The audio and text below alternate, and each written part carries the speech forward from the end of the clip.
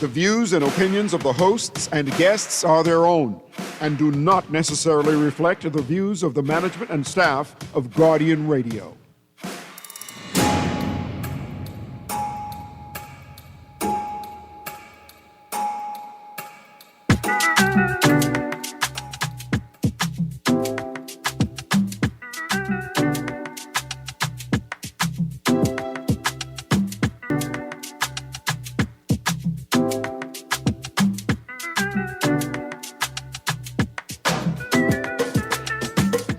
Good morning this morning and welcome back to Guardian Radio 96.9 FM, your station for fresh news, smart talk all day. It is Friday, the 24th of April, 2026, and you are on the clock with Erin, the Greene. You can find out why I am the Garland today.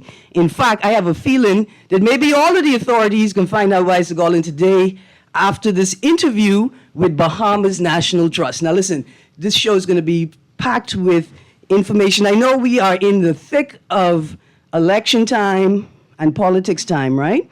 But we are going to have a conversation separate of politics, but that may fuel, right, because hopefully by the end of this discussion, without a word about politics, you will understand why it's so important to ensure that the Bahamas National Trust has the resources it needs to do the work that it's doing. And at the end of this show, you may see me in the harbor because I'm getting on my boat. And I figure if I could get on my boat as soon as the show is over, I could make it to Inagua for tomorrow, because tomorrow, the 25th of April, 2026, is Bahamas National Parks Day. And the way that we celebrate Earth Day in the Bahamas, which was on the 22nd of April, is with National Parks Day. Now, we have 33 national parks in this country. And I'm going to let the staff from Bahamas National Trust tell you what a national park is, right? Because they got one park at Montague. And that seemed like a national park. The people has pulled their boat up there. The people has pulled their car on the park. Everybody, they have festival and fair. Everything from anywhere is beyond that park. But I'm not quite sure if that's what they mean by national park.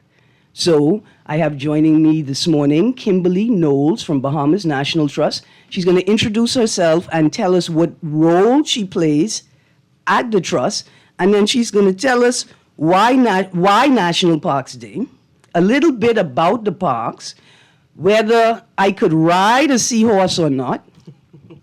These are important questions, and what's going on throughout the Commonwealth of the Bahamas tomorrow on National Parks Day. Now listen, when I first saw this, I was excited because I said, day of showing people how to park their car.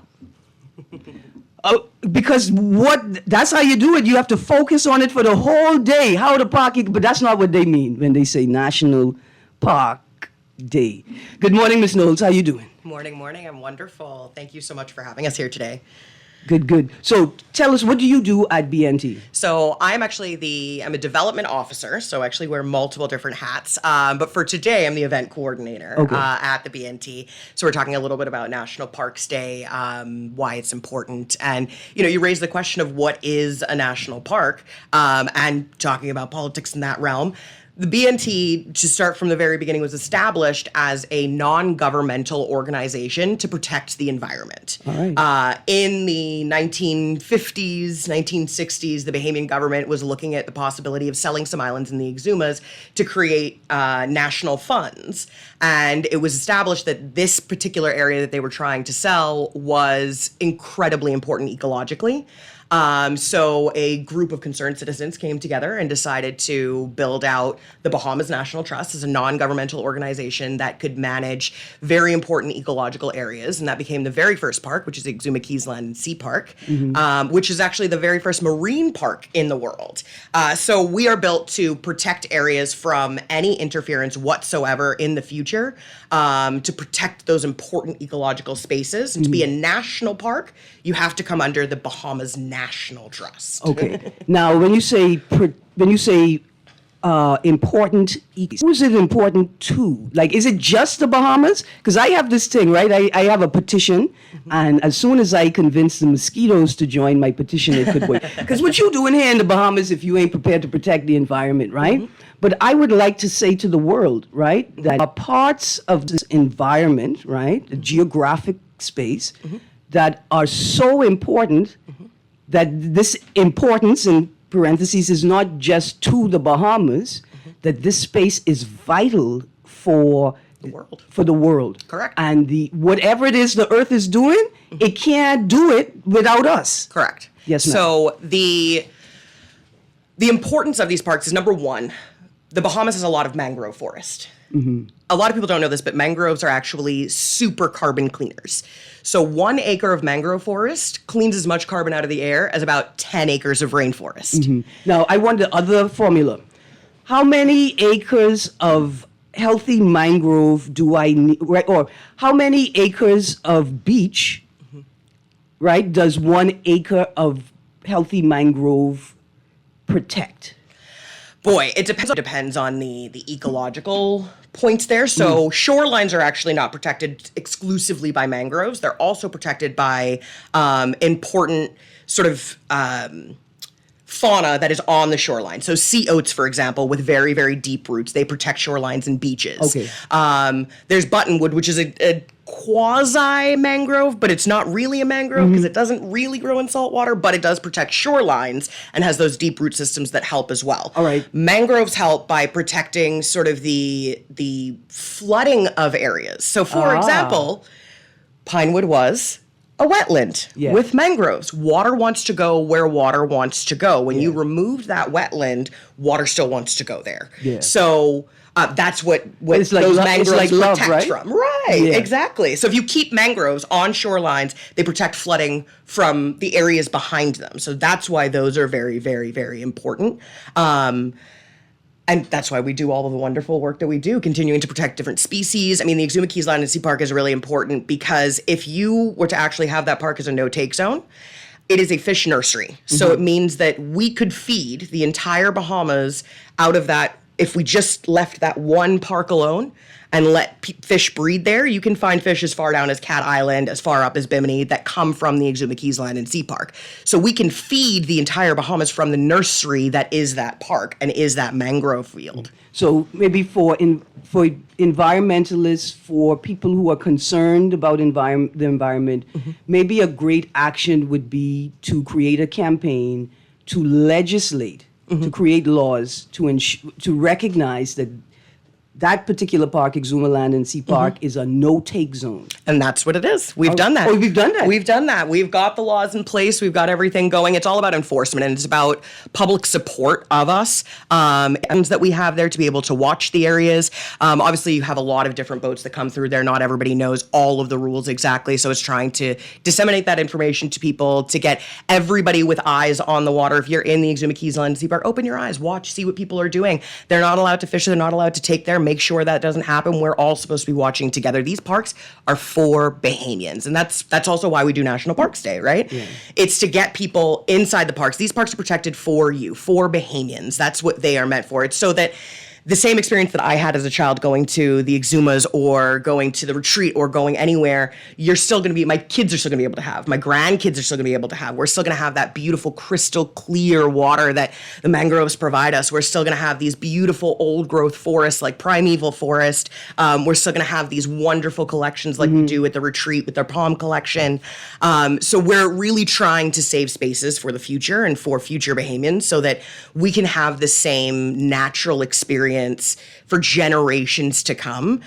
A thing about the Bahamas that we always say, you can see it from space. It's such a beautiful place, and that's really what we're trying to protect. It's a very important, not just from an ecological standpoint, but from an economic standpoint. Keeping the Bahamas the most beautiful place in the world is very good for us. So supporting the BNT and the work that we do is really about keeping this the most beautiful place in the world. So this day, National Parks Day tomorrow, is about us giving back to the Bahamians as well. It's a free day for anyone to come and enjoy the parks, come and experience it, be in nature, walk around, you know what I mean?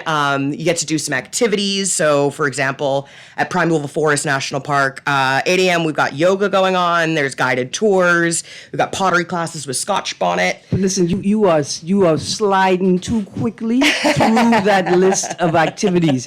Let's go to the phone line. Let me see if this caller is still here. Sure. Parks are open tomorrow Yep. for National Parks Day activities, and then maybe we call off one or two of the list of 33 national parks that we have. Absolutely. Good morning, caller. Good morning, Miss Greene, and you. Good morning. Boy, I don't know what happened to that call. Okay, so, no, people call back. The numbers to call, 323-6232, 325-4316, 325-4259, 242-300-5720. We are talking about National Parks Day with Bahamas National Trust. And I was just getting ready to tell them that I am a certified interpreter, right? I interpret imperial pigeon, royal crown pigeon, tobacco dove, under the tobacco dove. You have to understand them to know what that means. But when I told my producer I was going to go and take a course on marine interpretation, he didn't believe it had any value. But now that you say that Exuma is a no-take park, see, I could talk to the marine life. I can say, look here, you from the park? These people take you without permission? Did you give them your permission to take you? I could do these things. They're young people. Don't be limited, right, by the traditional jobs are and what they could be. People are trying to communicate with dolphins. Yep. Right? And I could be one of them. I could try. I could try. All right, so activities tomorrow for National Parks Day are taking place on the island of New Providence, Abaco, Exuma, Inagua, and Grand Bahama. Yes. Right? But we have parks throughout the Commonwealth of the Bahamas. Yes, we do. All right. But I'm glad we go to the north, Abaco and Grand Bahama, straight down the chain to the south to Inagua. So tomorrow at the Retreat Garden. The Retreat Garden is On Village Road. in New Providence. In New Providence. All right. And we're going to have paint and sip and clay carving workshops. Yes, we will. There'll also be a ton of other stuff to do. Educational booths. There's coloring competitions. There's a lot going on. Pause. Coloring competitions with an S. For adults, adults could enter the coloring competition. Like, I'm not saying let me compete against the children. I can beat them. But do you have an adult section for the coloring competition? I'm sure if we get enough participants, we can do an adult section. What's the painting station? Is that what you plan for the adults? Like Yeah, well, painting sure. station and then coloring competition for Well, the what kids? we'll do is we'll give the kids the finger paints and we'll give the adults the acrylic paint for the walls. Oh, all right. Oh, like mural painting. No, we just need to refresh the building. Oh, I'm cool with that. I for that. I have my Huckleberry Finn moment this Saturday. Painting Yeah. stations. So that's for the kids where we're going to have some little things for them to paint, something to take home with them, so some little activities for them. Yeah. Discrimination, but still, I like it. Life-size puzzles. They can put together, they kind of Velcro together on the walls. You can do them. That's sort of a family activity because the puzzles I made them this year and they're really cool. Because my life is a puzzle. Yes. I was hoping Aren't all y'all of could our help me lives? put it together. And a clay carving workshop. How much clay y'all giving me? I could make a small scooter. Well, I mean, you could try. I don't know how it could roll. With wheels, with clay wheels. Okay. They don't have one book. They have one book out there called Wheels of Clay People. I haven't read it, but we should read it. Okay, so what's Park Quest? So that is basically like a scavenger hunt that we're doing throughout the park so they can grab certain things. It's also a way to teach kids about how to identify different things and different plants and different parts of nature while they're there. So it's a learning experience as well as a really fun activity. All right. I don't want to take y'all off y'all instructions in the Park Quest, right? But I know that there's a tree in the park, right, called a holly. Right, and it produces fruit. I don't know if it produces fruit well in this territory, right? But it is one of the most amazing things I've ever seen. Right, the pictures of the fruit. Oh boy, the park is just an amazing place to go. But hold on, we got a caller here. Good morning, caller. Yes, Miss Greene. Hi, good morning. Turn your radio down for me. Hi. Remember me? I remember having you down at Breezes. You had the. Yes, sir. How are you doing? Yeah, I dreamt I was back home, and now we're packing a box of sweet tamarind for you. Why, thank you very much. And everybody thanks you because now they know sweet tamarind coming to Erin from Inagua, right? Very sweet, just like the one they sell in the food store. I remember packing these boxes. I said, look at it like now with the tree was so crowded. Large ones, all size. The dry ones, like where they pack in the box and where they sell at the food store. Listen. Anyway, thank you. I heard it on the show. I said, let me call Ms. Greene. I don't know. I was packing a box of tamarind for Matthew Town. Yes, sir. Thank you very much. Wait till you hear the other secret I can tell them about Matthew Town, sir. Okay. And the parks up there with the flamingos. Yeah, we'll be there with the flamingos doing tours in Inagua this Saturday. Thank you very much. Thank you. Listen, when you see the people, tell them, the people in Nassau say good morning and welcome to the National Park. Okay, thank you very much. All right, thank you, sir. Listen, this gentleman, apparently in Inagua, they have tons of sweet tamarind trees, right? And the beautiful thing about tamarind is that it may dry on the tree, but as long as it's not moldy, right, you can reconstitute it for drinks. And apparently the ganap in Inagua, sweet like syrup, right? Boy, ain't nothing I love more than sweet and up now. Yes, yes. Oh, I can get on my boat to get to Inagua. Good morning, caller. Good morning, caller. Did we miss you? Good morning, caller. Good morning, Miss Greene. How you doing? I'm good, thank you, sir. I'm sorry I got cut off somehow, but to the guests also. And Miss Greene, you know this is a pet peeve of mine because I live in Pride Estate, right next to Harold of Middleton Pond.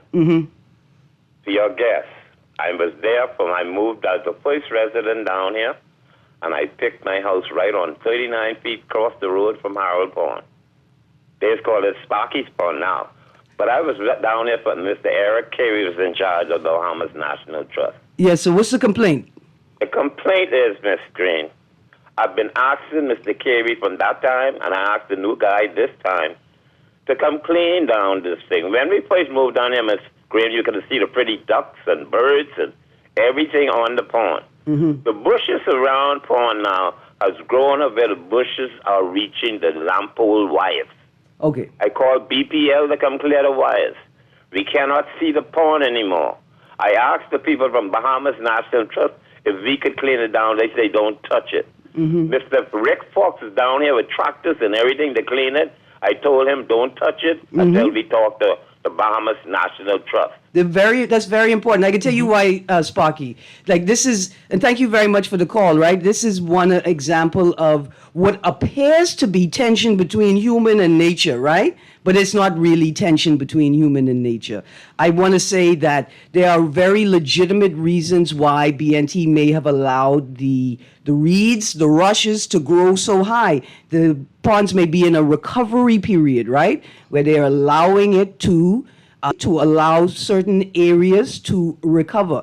It's a problem taking tractors in there because, first of all, like you said, there may be duck nests, right? There are some birds that make their nests on the ground. There are a lot of animals that harbor on the ground under fallen leaves and in thick rushes and bushes, right? That's how they lay their eggs, little insects and lizards and things.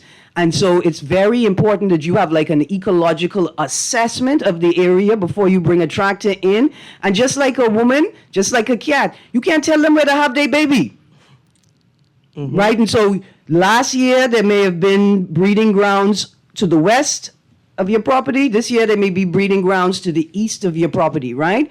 And so I appreciate that people who, especially those who chose to live there, want access to that pond, but that's the beauty of living next to an ecological feature, right? You get to be surprised by its natural evolution. Let's go to the next caller quickly, and then because we got to get back to these parks, man, and the activities. Good morning, caller. Hey, good morning. Good morning. How are you? Yeah, I'm doing well. Good morning to your guest who I didn't get a name. Morning, I'm Kimberly Knowles. All right, good morning, Ms. Knowles. So just want to say I appreciate what you're doing for the environment. I want to give you all a little story about what happened to me a few times. I was working, I'm a dive master at the moment. I was working for a dive company. We used to operate at the southern side of Nassau. So we come out the Penn Force Basin. And I had a few trips where I went out to the statue that's out by Clifton Pier.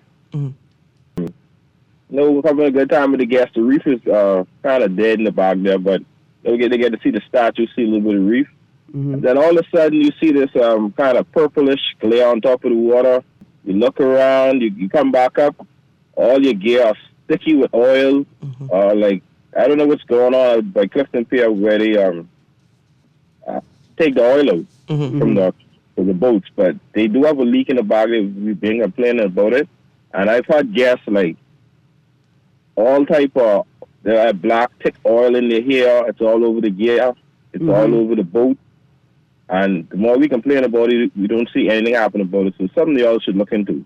Absolutely. Thank you, caller. I think this is a legacy issue, and BNT is constantly advocating and lobbying for agreements and arrangements to mitigate and eradicate as much of this leakage as possible. But that doesn't prevent other private sector organizations from forming with the specific purpose of assisting the state and national agencies in implementing programs and strategies to, if not reduce the amount of leakage, increase the amount of capture, immediate capture, to prevent the continual spread of the oil through very, very important ecological spaces. One last call. Listen, y'all, I have to finish this. I can't get on the boat to Nago until I finish this list. Good morning, caller. Yes, good morning, Ms. Greene, and good morning to your wonderful guest. Good morning. Yeah, the gentleman, I love how he called because he reminded me of something that I knew was going on from about 30 to 20 years now. At least my brother worked at Stuart Court from back in the days, and this is plenty of articles I'd written an article, and people were writing articles, and the two of us alike from I could know. I mean, for about 30 years, I'm saying. So, I mean, if I can remember from my first daughter being born, you could see the color of the rainbow, just to be a little humorous. You could always see it on the water. But like I was calling for me, an imbecile in the pasture, I was calling for many years for them to coastal species, test them for contaminants, oil, etc., hydrocarbons, etc., because they know that they are persistent organic pollutants. But I'm glad that Eddie mentioned something with the mangroves, right? Because I was looking up this rabbit hole a while back, and I was remembering a beech nut study tree from Germany on the sequestering abilities of plants. And so I remember the beech nut tree, which I think was an adult tree, so when I Googled the average CO2 that can be offset or sequestered by a mangrove plant, it actually says 12 point something. And I remember an adult beech nut tree, which is a huge tree, doing about the same thing per year, right? And so then, if Google is saying, not me because I'm a dummy, it's saying actually like the mangroves, an adult mangrove can sequester 3 to 10 times more than any forest tree.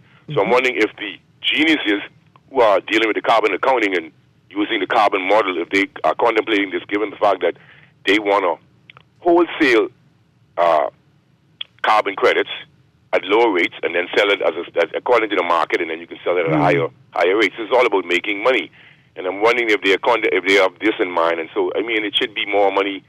All of a sudden, everybody's silent on the carbon credits and the carbon accounting and the carbon accountability. But 52, 52, you have exposed me to something that I did not know. I want to thank you very much.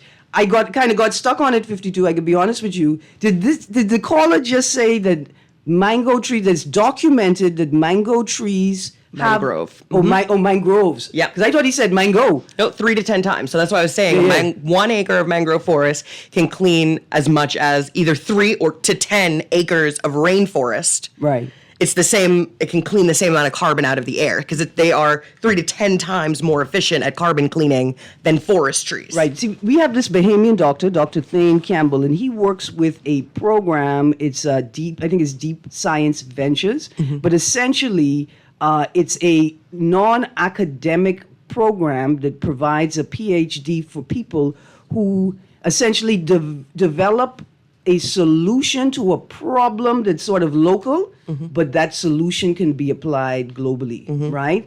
And now I'm thinking, I need some funding so we can produce a device, maybe like a blanket that you can throw, or straws that you can put in the water, that is made of organic matter that has this natural propensity to absorb and clean oil and contaminants from these environments so that we could then deploy them in the area where they're to absorb as much as possible.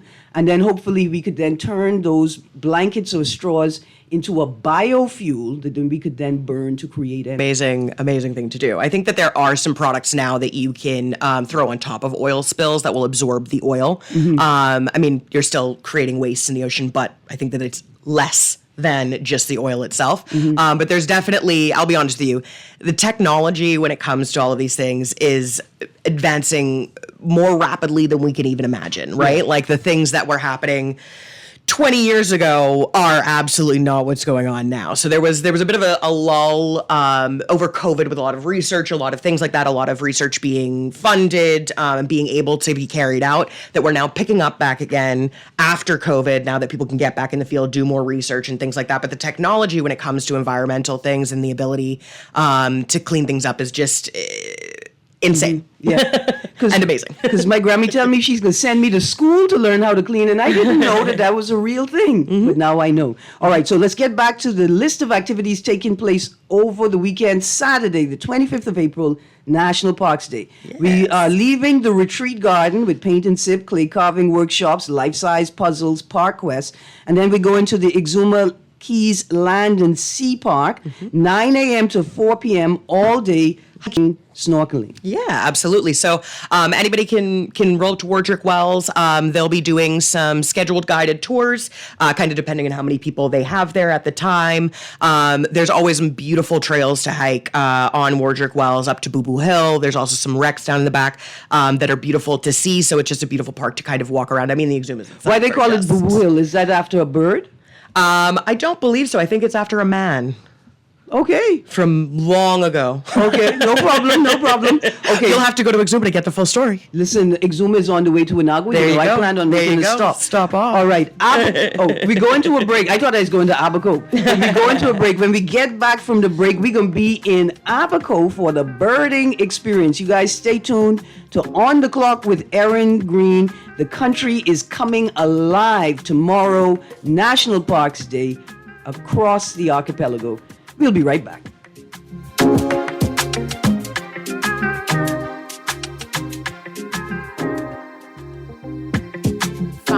Of PLP rule. Are you better off today? While you work, they've spent millions on taxpayer-funded trips, a government-funded luxury car, and handed out hundreds of millions in no-bid contracts. But for the rest of us, gas and groceries through the roof, VAT on bread basket items, healthcare that is broken, unaffordable, and out of reach. And it's not just your wallet. For 5 years, illegal immigrants have flooded our communities, putting excessive pressure on our schools, our housing, and flood in, Bahamian families fall behind. Under the F&M, there will be a change. The F&M has a plan to address the rising cost of living, secure our borders, protect Bahamians from illegal immigrants, and fix our health care. Because the F&M knows our job is to work for you and not the few. This message was paid for and authorized by the Free National Movement. When it comes to hearts at Cleveland Clinic, you can't miss a beat. You seek the best care possible, work with the brightest minds, and leave no stone unturned to get to the heart of the matter. Because understanding is always the first step to overcoming. For every heart in the world, see how we're advancing the future of heart care at Cleveland Clinic today. 5 years of PLP rule. Are you better off today? While you work, they've spent millions on taxpayer-funded trips, a government-funded luxury car, and handed out hundreds of millions in no-bid contracts. But for the rest of us, gas and groceries through the roof, VAT on bread basket items, healthcare that is broken, unaffordable, and out of reach. And it's not just your wallet. For 5 years, illegal immigrants have flooded our communities, putting excessive pressure on our schools, our housing, and our social services. As they flood in, Bahamian families fall behind. Under the F&M, there will be a change. The F&M has a plan to address the rising cost of living, secure our borders, protect Bahamians from illegal immigrants, and fix our health care. Because the F&M knows our job is to work for you and not the few. This message was paid for and authorized by the national movement. Money back in your pocket with the Fidelity Debt Consolidation Loan. Why pay more when you can pay less? Reduce your monthly debt payments down to one low, easy payment. Apply for a Fidelity Debt Consolidation Loan today. Call 356-7764. Fidelity, we're good for you.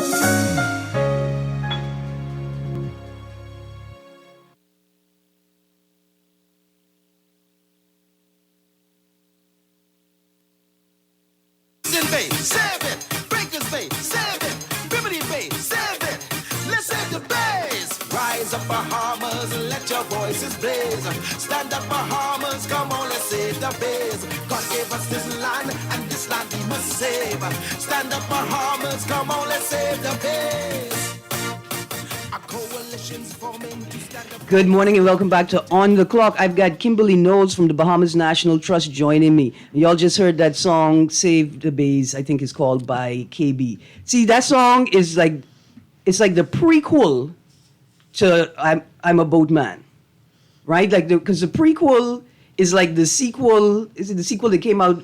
Anyway, the whole point is you can't be I'm a Boatman unless you have a Save the Bays. Because when KB saying a boatman, I got to catch some fish to make some stew for my family tonight, right? That's why we saving the bays. So KB could always go out and catch a handful of fish to feed his family tonight, right? Like it's in the music. And that's why you got to love who you are, because it's there. Okay, I got a text here. It just says, what's the update on Harold and Wilson Park? Is BNT still working to get it reopened? Yes, we are trying to work to get it reopened. It is a park that's on pause right now because we actually have to do a lot of scientific assessments and evaluations to figure out exactly what we can do. You have to remember that the BNT is actually a scientific organization at its heart. We want to do everything the right way for the environment and nature. I understand that, us as human beings, we want things to go fast. We want to be able to do things when we want to do them, but we have to be very careful and methodical. Yeah, no problem. If any group or red snapper there, someone will drop a fishing line there. See, but that's the thing, right? Because all we know is grouper and red snapper. That's all we know, right? Because they commercial fish. But the beauty of the mangrove is all the other fishes you don't know be up in there. Yeah, the beauty of the ocean is there's so much life on the bottom that you think is just sand. It's not at all. There's a lot of life happening at the bottom of the ocean that you think is nothing. Yeah, that's why whoever was trying to make them people eat sand, stop it. Thank you very much. Okay, so we in Abaco National Park, birding experience, 7 a.m. to 9 a.m. This is an early one. Don't fuss, don't row. The birds be up on time. Correct. You gotta catch them. They don't slunk, right? Exactly. Birds are up early. Do I need to bring my own binoculars? Yes, it would be a good idea to bring your own pair if you've got them, but if you don't, they may have some that you can utilize or share. And if you got a couple extra, put a tag on it and bring them to share, please. Absolutely. All right, from Abaco, we are going to Grand Bahama, the Rand Nature Center. Now, this one is another live one. We got live performances by Javon Hunt. We have an eco fashion show by Veronica Ellis. We have an art expo competition, Waste We Create and KGBCC. We have the Children's Reading Circle led by Sam Rose, another paint and sip, hiking, spoken word competition. That's the one I want to be in. See, because y'all seen regular poets, but when I start speaking in dolphin in the middle of my poem and then swing back to English, that's how you win these things. Scavenger hunt. And more. Now, here's one thing I read about the Rand Nature Center. I think it is that park, at Lucayan National Park? Lucayan National Park and Rand Nature Center are two parks in Grand Bahama. They're two separate parks? Two separate parks, yeah. It's Lucayan National Park that I read about. Is that really the largest underwater cave system in the world? Yes. So The cave systems in the Bahamas, because we're made out of limestone, are insane. And that one in particular there's so many areas that you can actually see above the water as well, right? So we have massive underground cave systems that are completely underwater. This is one of the ones that you can see both where the water goes in and underneath the caves, and you can also see the above ground portions of those caves as well once you go to Lucayan. And it is, I'm gonna be honest, stunning. You want to feel like you are in an ancient mythical place. You can feel the spirit of it. It's beautiful. Flamingos could swim? Not in there.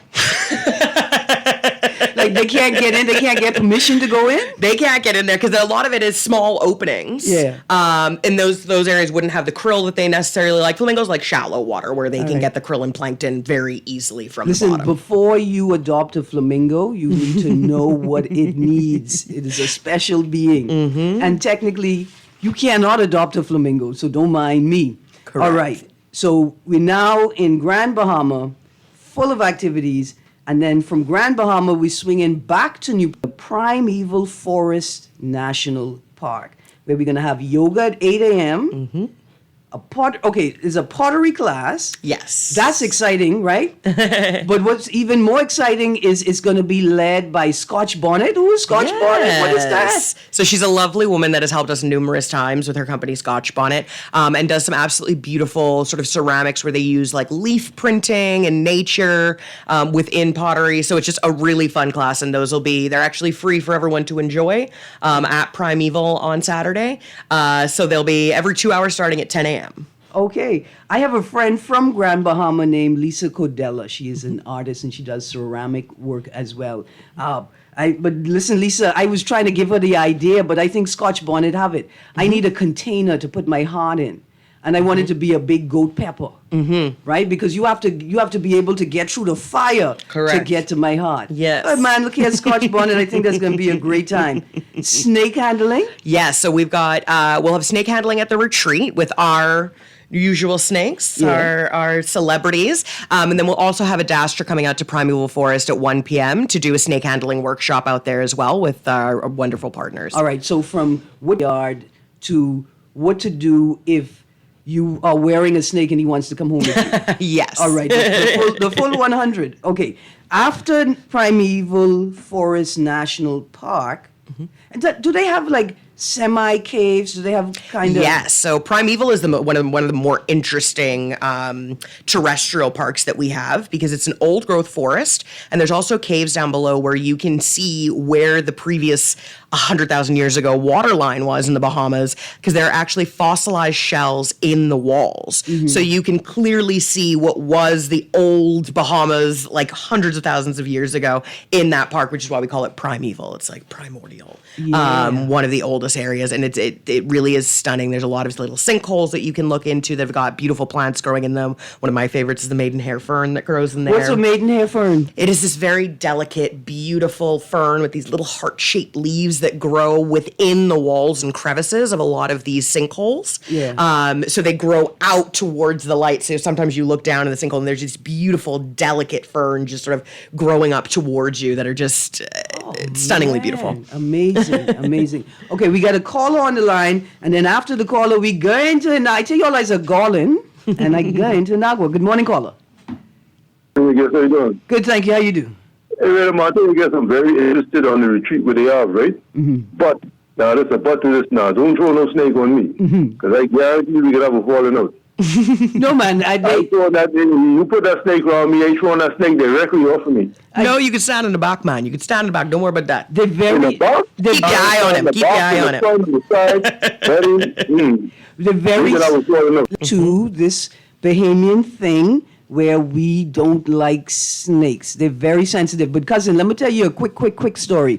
About a month and a half ago, I was driving south on Village Road, and I was right at the trust. I just come off the roundabout, and I slowed down because there's a group of like 3 boys, and they had rocks, and they were throwing rocks, right? And I said, I stopped the car, they throwing them in the road, and they said, no, they were deliberately throwing them at the ground away from the road, right? And when I realized that, I said, they trying to hit a snake.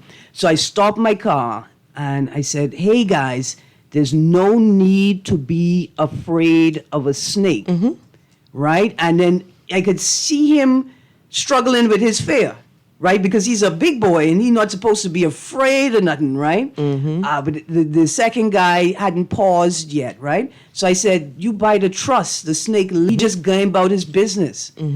They were still throwing the rock, right? You could see they were still a little scared. And I said to them, I say, listen, that snake not gonna bother you, but if you hit one of these cars with this rock, you could be in problems. And they straightened up right away. Like the oldest boy, the switch flip, and he said to his friends, he said, yep, gentlemen, let's go. But they overcame the fear in the moment, right? These Bahamian boys don't want to hurt you. They don't want anything to do with you at all. Leave them be, or you can call. There's a group on Facebook where people will come and pick them up for you if they're a real problem. Scott Johnson. They are important. You don't want no rats? Keep the snake around, okay? All right. They help us a lot. And I think and they're non-venomous. They're not going to hurt you at all. Right.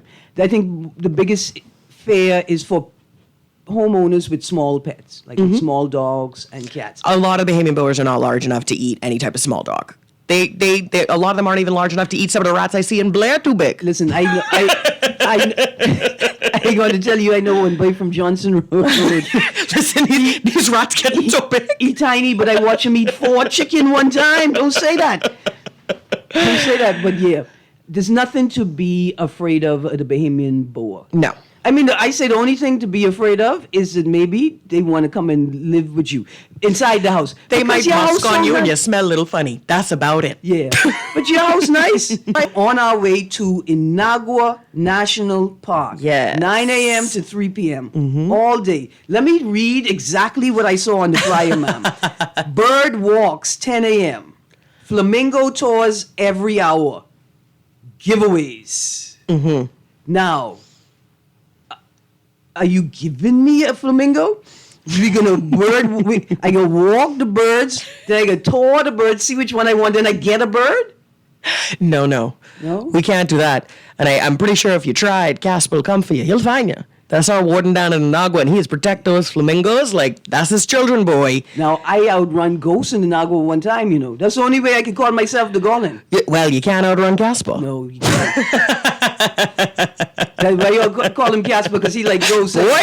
Yeah, he everywhere. Pop through the walls. But actually, it's illegal Yes. to interact, to try and you touch. can't take feathers, you can't touch their eggs, anything like that. The story of flamingos in the Bahamas is actually really, really incredible, and I don't think a lot of people realize that the way that we figured this out was in Florida in the 1930s, 40s, and 50s. They kind of hunted down flamingos until they were almost extinct, and there was an ornithologist, his name was Rolf something or other, who heard a rumor about an island in the southern Bahamas that had flamingos on it, and went hunting through the Bahamas to find this island and landed on landed on Inagua, where there were hundreds and hundreds of flamingos, Because and we were able to bring back that population. We always had a saltwater railroad. Exactly. Right?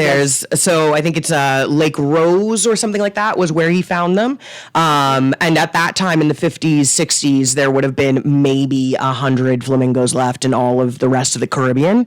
And then they found Inagua, and we now have over 60,000 flamingos in the Inagua Park alone. And technically, I done adopt all them flamingos, so don't touch them. Well, they belong to all Bahamians. Right? Don't mind the rest of them. They're ours. Those flamingos are ours. You're talking about me. Like Eddie Minnis say, my daddy was a billionaire. He had cocoa plum factory, and we Bahamians, we are billionaires. Yeah, we are. We got a flamingo flock that saved the world. Yep. Yeah. Yep. Absolutely. The Bahamas is small but mighty, boy. Okay, now I have another. Okay, I got a call on the line, and then we get to talk about Inagua and iguanas. Good morning, caller. Good morning, Erin, and good morning, Miss Knowles. Good morning, sir. How you do? Yes, about the mangrove and the growing of them to say replant them. Because there was someone on the radio before that said they replant them. I think when they had the issue up in Freeport since the hurricane. Who do you contact about doing that? Because in the Pigeon Creek in San Salvador, and realized that even the brine pond in Crooked Island, where they cut the marina in there, block predatory fish from going up in the brine pond, and a couple of flamingos, they don't even come there no more because the food that they used to come there and enjoy, they had to relocate. Which group or whatever you can, learn to replant the mangrove. So there are many organizations that help us and do these things themselves. But the important thing to know about mangroves and replanting them is that carbon that mangroves clean out actually gets held within the soil that's underneath them. So that mangrove mud is actually where they store all the carbon. So after Hurricane Dorian specifically, it was a rush to get mangroves replanted where the mangroves that had been there had died, because what you want to do is catch mangroves in that soil before the soil can release. If that soil then gets flushed out into the ocean where the mangroves had died, then that will release the carbon that those mangroves had already stored. So the restoration was more of, if a mangrove dies in a certain area, we want to replant as quickly as we can in that area so that we can retain the soil that those mangroves are holding in. When you do a project or development and you kind of dig all of that area out, you've released the carbon at that point anyway. So I'm sure that there was an environmental impact report done, hopefully, before they did anything like that. Yes. So there's probably, government organizations that can be done or what can be done moving forward about it. We just have a responsibility to protect the mangroves that already exist in these massive forests and making sure that we don't lose any of the carbon that's being stored underneath. But replanting mangroves isn't always the best option. It kind of depends on the area and what's going on around it. So while we have done that before, it's not our main focus at this point because we've gotten where we needed to restored. And just planting mangroves randomly in places isn't actually going to help anything. It needs to be done very, very specifically. All right, listen, we are at the end of the show. Thank you, caller. How many parks are there in San Salvador?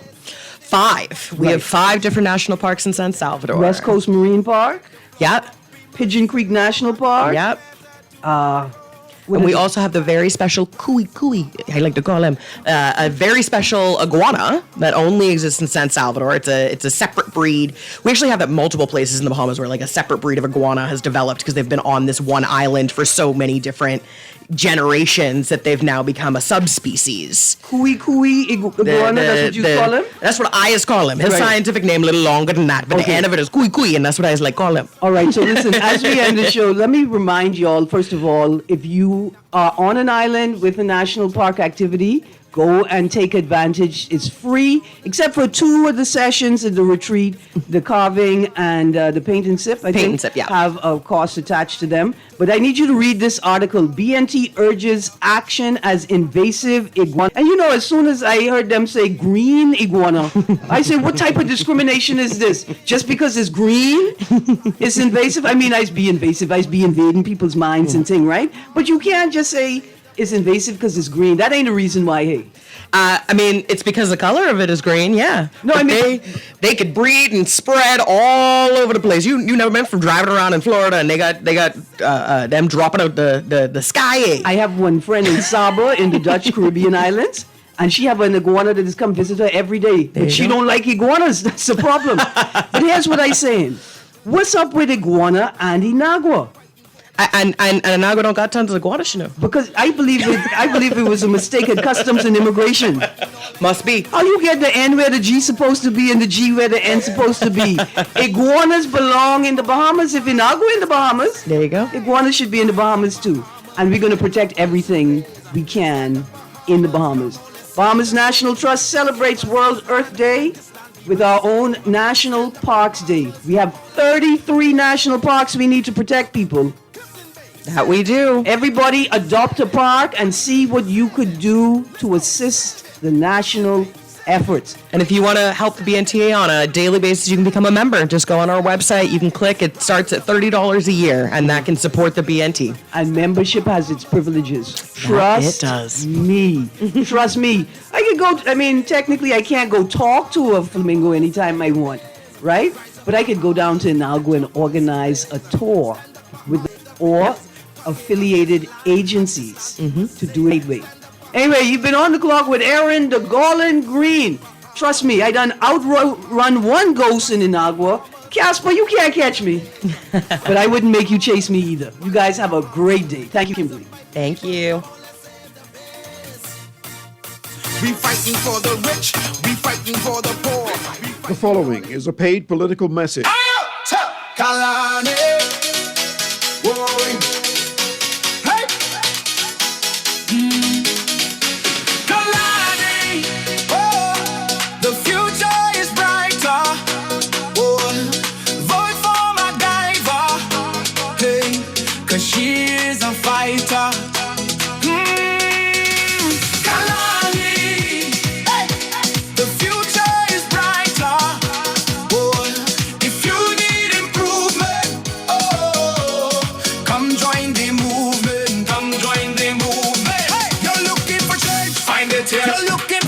Find it here. You're looking for truth. Find it here. Vote for MacGyver.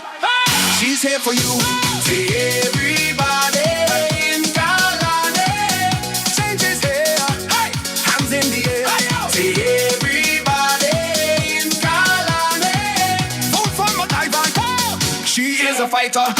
That was a paid political message.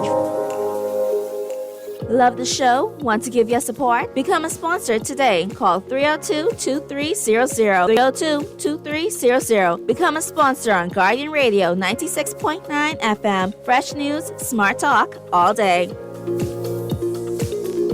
This is Guardian Radio 96.9 FM, streaming on GuardianTalkRadio.com and the Guardian Radio app, Nassau, Bahamas.